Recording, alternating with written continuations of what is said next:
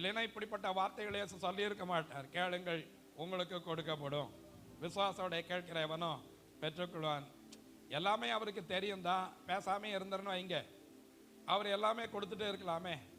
மழை நம்ம கேட்டால் பெய்யுது, சூரியன் நம்ம கேட்டால் காலையில் உதிக்குது, சூரியன் நம்ம சொல்லியா மாலையில் மறையுது, எல்லாம் ஆட்டோமேட்டிக்காக தான் நடந்துட்டு இருக்கு.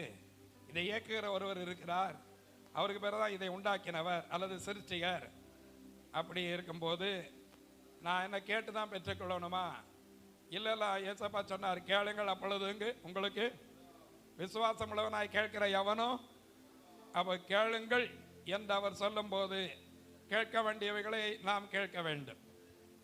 ஆனால் நமக்கு நல்லா தெரியும், வளர்ந்த ஆவிக்குரிய பிள்ளைகளுக்கு தெரியும், அழிந்து போகிற பூமிக்குரிய காரியங்களுக்காக நாம் கேட்டு நம்மையும் அலட்ட வேண்டாம், ஆண்டவரிடத்திலையும் போராட வேண்டாம். யாக்கோபு இரவெல்லாம் ஜெபத்தில்